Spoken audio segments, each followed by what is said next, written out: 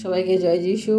আমাদের মহান প্রেমময় পিতা প্রভু যীশু খ্রিস্টের নামে আমি আপনাদের সবাইকে স্বাগত জানাই। আসুন আজকে আমরা ঈশ্বরের বাক্য থেকে আমরা পাঠ করি এবং তার কাছে প্রার্থনা যাই। আজকের এই রাত্রিতে আমরা নিজেদেরকে ঈশ্বরের চরণে সমর্পণ করি এবং তার বাক্য পাঠের মধ্য দিয়ে আমরা আজকের রাত্রিকে সমর্পণ করি। আসুন আমরা পাঠ করি ঈশ্বরের যিশুর প্রকাশ্যে কাজ, অর্থাৎ যিশু যখন তার কাজ শুরু করলেন, তার যখন সেই 3.5 বছরের যিনি কার্য করেছিলেন, সেই 3.5 বছর কার্য শুরুর প্রথমে যখন তৃতীয় দিবসে তিনি তার প্রকাশ্যে কাজ শুরু করলেন, তখন আমরা সেই কাজটাই আমরা আজকে পাঠ করব। যোহন লিখিত সুসমাচার থেকে তার 2 অধ্যায় 1 থেকে আমি 12 পদ পর্যন্ত আমরা পাঠ করব।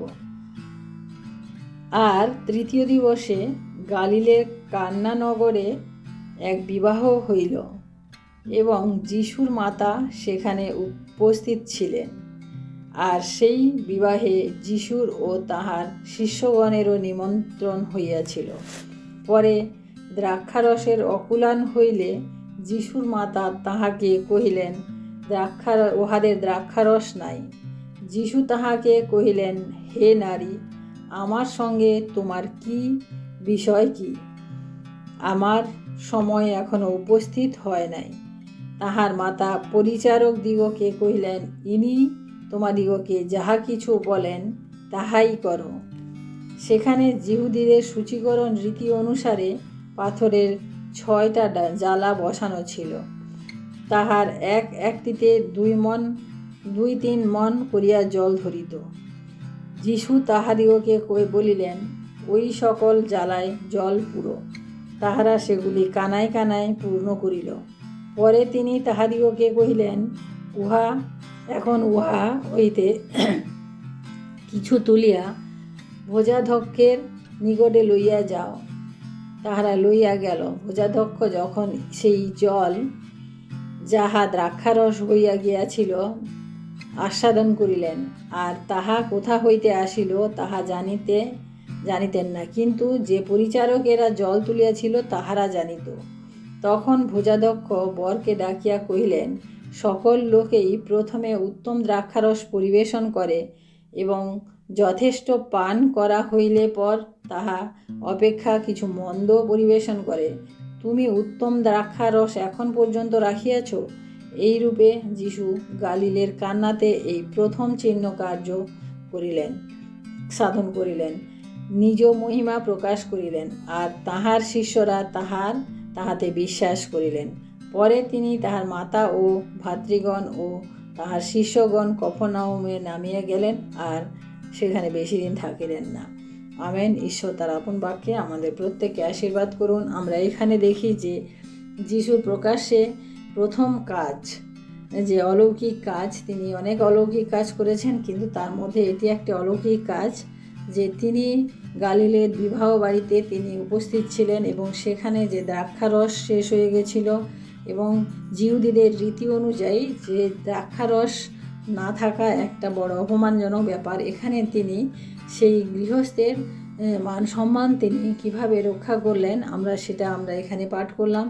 যিশুর মাতা, তিনি যেহেতু মহিলা, তিনি হয়তো এই ভেতরের ব্যাপারটা তিনি বুঝতে পেরেছিলেন এবং তিনি যখন গিয়ে যিশুকে বললেন যে এখানে দ্রাক্ষারস শেষ হয়ে গেছে, তাকে কিছু করার জন্য, কিন্তু যিশু তাকে বললেন যে, হে নারী, আমার সঙ্গে তোমার কি বিষয়? অর্থাৎ ঈশ্বরের রাজ্যে আমরা যে আমাদের সন্তান, আমাদের মা, আমাদের বাবা, এরা কিন্তু আমাদের কেউ নয়, কাছের নয়, কিন্তু যারা ঈশ্বরের রাজ্যে, ঈশ্বরের সাথে যাদের সম্পর্ক, তারাই আমাদের সমস্ত কিছু, তারাই আমাদের আপন।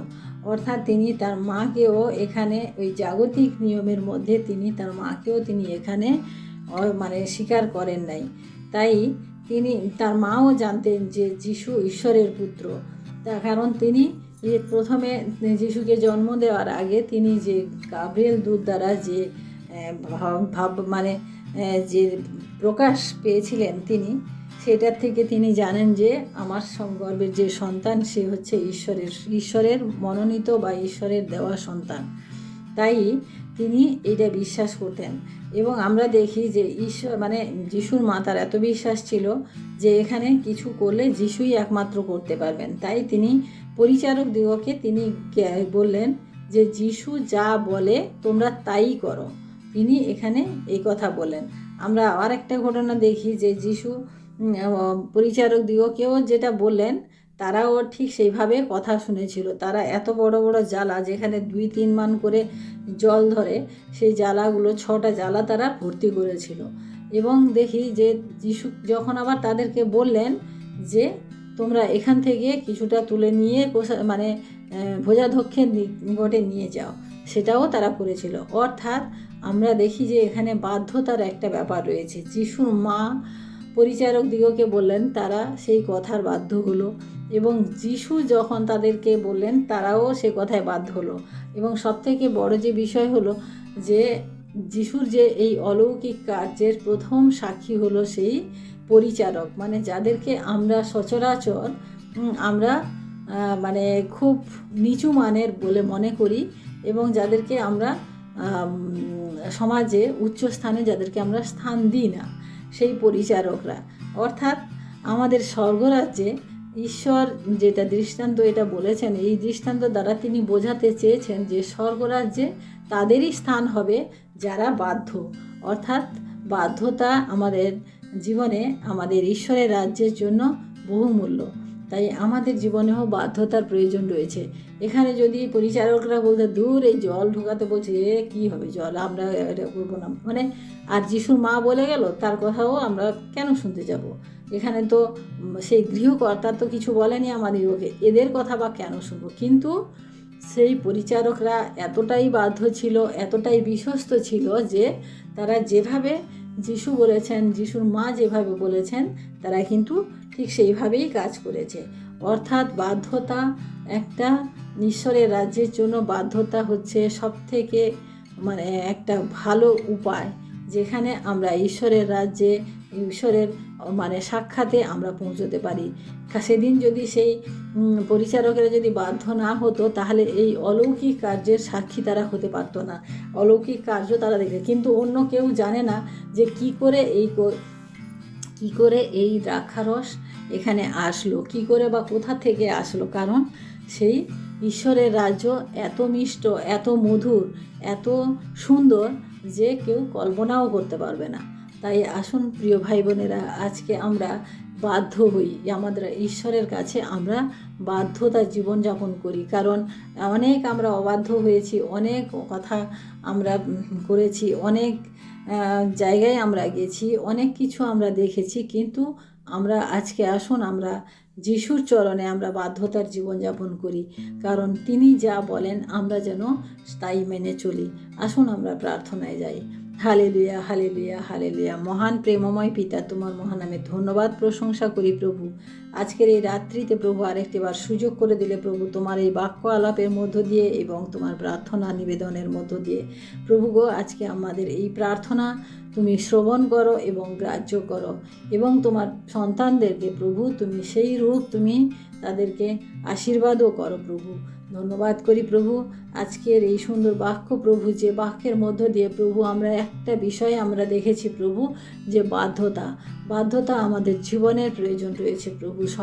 স্বর্গরাজ্যের বিষয়ে বাধ্যতা এক বহুমূল্য উপায় প্রভু। আমরা সেই বাধ্যতার জীবনযাপন করতে চাই প্রভু আমাদের জীবনে। প্রভু সেই বাধ্যতাকে তুমি আমাদের জীবনে স্থান দাও প্রভু, আমরা যেন তোমার বাধ্য হয়ে চলতে পারি। তুমি যেভাবে বলো প্রভু আমরা যেন সেইভাবে করি প্রভু। আমাদের যেন কোনো তর্ক বিতর্কের মধ্য নয় প্রভু গো, আমাদের কোনো বচসার মধ্য দিয়ে নয় প্রভু, কিন্তু তুমি যা বলো যেভাবে বলো আমরা যেন সেইভাবে করতে পারি প্রভু।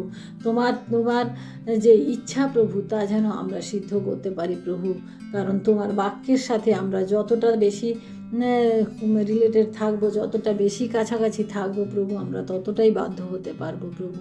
তোমার প্রতিদিনের বাক্য পাঠ এবং প্রতিদিনের প্রার্থনার মধ্য দিয়ে আমাদের তোমার সাথে যে যোগাযোগ প্রভু তা যেন আমরা বজায় রাখতে পারি প্রভু। তুমি সাহায্য করো প্রভু। তুমি আশীর্বাদ করো প্রভু সেই সমস্ত সন্তানদেরকে প্রভু যারা অবাধ্যতার জীবনযাপন করে প্রভু, যারা তোমাকে জেনেও জানে না প্রভু, যারা তোমাকে শুনেও শোনে না প্রভু, তোমার অলৌকিক কার্য সকল যারা গ্রহণ গ্রহণ করেও পরে অস্বীকার করে প্রভু, সেই সমস্ত লোকদের জন্য আমি প্রার্থনা করি প্রভু, তুমি তাদেরকে মন পরিবর্তন করো প্রভু, তাদের মনে প্রভু সেই বাধ্যতা দাও, তাদের মনে সেই কৃতজ্ঞতা দাও, তাদের মনে সেই স্বীকারোক্তি দাও প্রভু।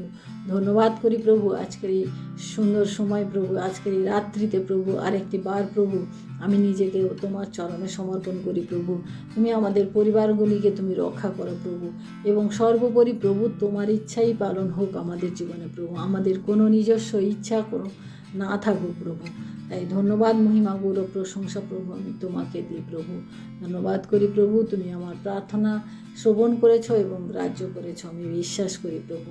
সমস্ত ভুল ত্রুটি অপরাধ ক্ষমা করো প্রভু। আজকের এই রাত্রির ভার আরেকটি বার তোমার চরণে রেখে এই বিনতি প্রার্থনা চাই আমাদের মুক্তিদাতা ত্রাণকর্তা প্রভু যীশু খ্রিস্ট তোমারই নামে, আমেন। সবাইকে জয় যিশু, সবাই ভালো থাকবেন, সুস্থ থাকবেন। আজকের রাত্রিটি সবার শুভ হোক। জয় যিশু।